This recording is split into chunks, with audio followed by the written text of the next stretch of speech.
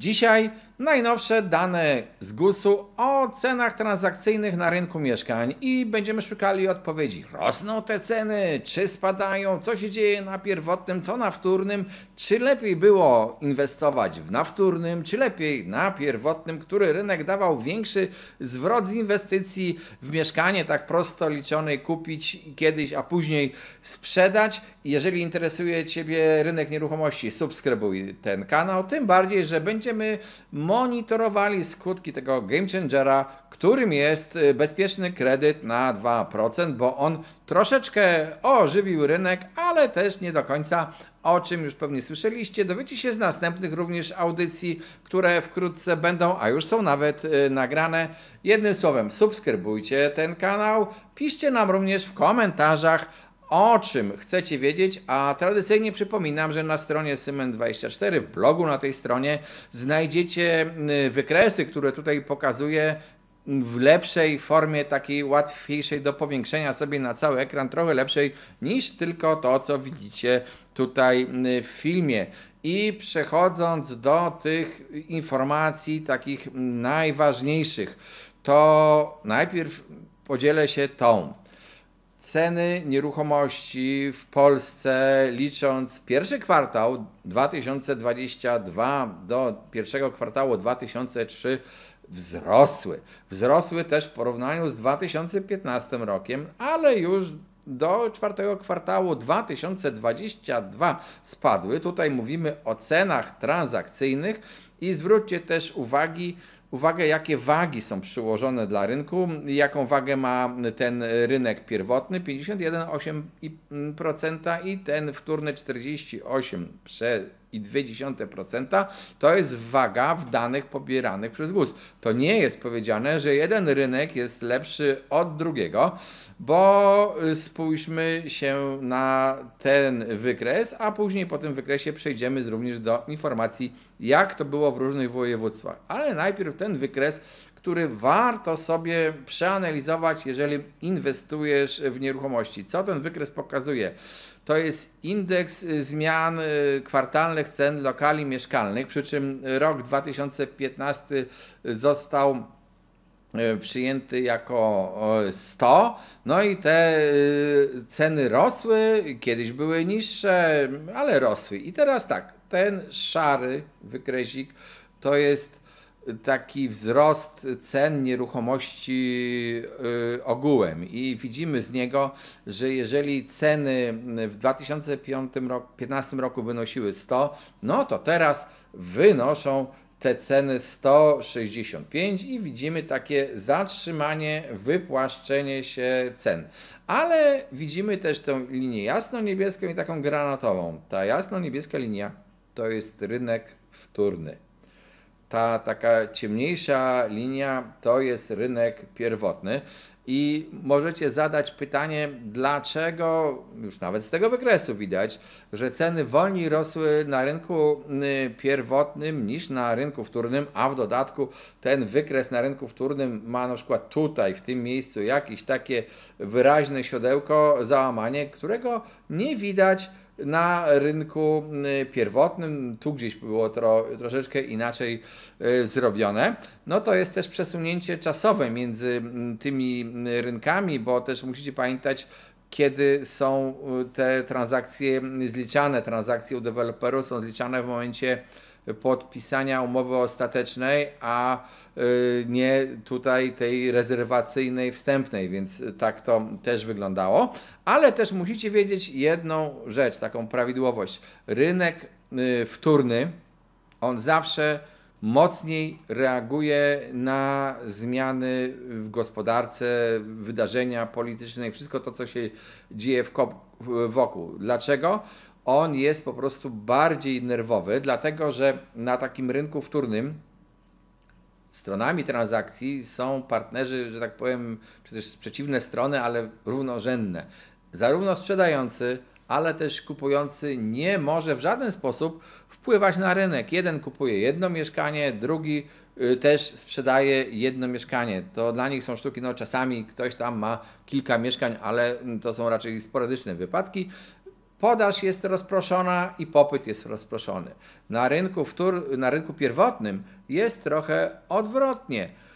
Podażą rządzą deweloperzy i kupują u nich osoby indywidualne, pojedyncze. Też są oczywiście zakupy pakietowe, ale ja mówię o tych takich zwykłych transakcjach, których jest gros i to przypomina trochę taką walkę Goliata z krasnalami. Krasnale oczywiście mogą się obrazić na Goliata i w ogóle odejść z rynku i wtedy ten Goliat tam zostanie sam ze swoim towarem, ale dopóki tego nie zrobią masowo, to ten ich wpływ na zmianę cen, ich decyzje są mniejsze. To deweloper może powiedzieć, dobrze, ja teraz ograniczam na przykład budowę nowych mieszkań, to co robią zresztą teraz, co pozwala im troszeczkę utrzymać ceny. Ten też deweloper może powiedzieć zaraz, ale ja widzę, że wejdzie produkt taki jak ten kredyt bezpieczny 2%, spodziewam się w związku z tym większej ilości zakupów, to przy jednoczesnym ograniczeniu rozpoczynania nowych budów, to ja może podniosę cennik swoich mieszkań i po prostu upchnę tą ofertę, która mi jeszcze została, na którą jeszcze nie mam sprzedaży lub rezerwacji. Tak, to po prostu może być. Dlatego też widać na tym wykresie wyraźnie, to jest kwartalna zmiana cen lokali w stosunku do poprzedniego kwartału, widać, że to jakby obniżenie się skali wzrostów, to załamanie, bo tu te ceny niby cały czas rosły, ale to obniżenie się tej skali na rynku wtórnym następuje generalnie rzecz biorąc wcześniej niż od deweloperów i tak jest w zasadzie prawie można powiedzieć zawsze i te zmiany są większe. Dlatego jeżeli tak naprawdę chcemy wiedzieć, co się dzieje na rynku nieruchomości bez narażenia się na to, że jesteśmy manipulowani, to warto jest śledzić ten rynek wtórny, a z tego też wykresu, tego, który tutaj pokazałem, też widać, że czasami lepiej było inwestować w mieszkania na rynku wtórnym niż na pierwotnym, bo tutaj ten rynek wtórny zaliczył wzrost nawet do 180 punktów, a ten rynek pierwotny do 150 paru punktów. Ale obiecałem ceny w różnych województwach i spójrzmy się, jak to wyglądało. Czerwonymi kropkami zaznaczyłem te województwa, które miały spadek. No pierwsza spadek 2023, pierwszy kwartał w stosunku do czwartego kwartału 2022. Polska, no widać praktycznie bez zmian 99,9%, ale już na przykład mazowieckie 97,1%, czyli widać lekki spadek. Wzrost rok do roku 104,3%, co jest zdecydowanie poniżej inflacji, więc gdybyśmy tutaj uwzględniali inflację, to można powiedzieć, że te mieszkania tracą. Ponadto spadek w śląskim, warmińsko-mazurskim, wielkopolskim i w zachodnio-pomorskim, gdzieniegdzie te spadki nieduże, największy właśnie w mazowieckim. Co to znaczy dla przyszłości rynku nieruchomości? No już nawet w poprzedniej audycji mówiliśmy o tym, że link na dole, że trzeba być na razie ostrożnym. Dochodzimy do takiego momentu, gdzie może nastąpić przesilenie i właściwie to przesilenie na rynku nastąpiłoby, gdyby nie interwencja polityczna. No bo popatrzmy się, mamy nadal wysokie stopy procentowe.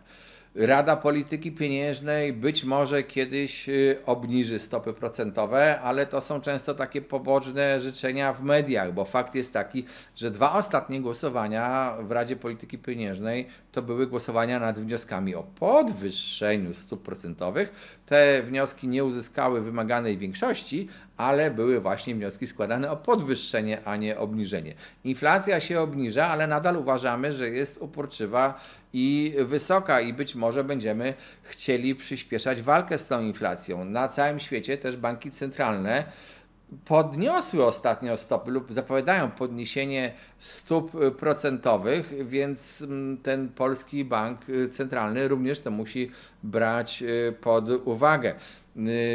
sytuacja w gospodarce niby wspaniała, brak bezrobocia, czy też rekordowo niskie bezrobocie, rynek pracy wygląda bardzo dobrze, ludzie mają pracę, ale też te pensje rosną powoli, rosną wolniej niż inflacja. Widać też na przykład zapaść w handlu detalicznym. To mówiliśmy w jednej z poprzedniej audycji, pokazywałem dane.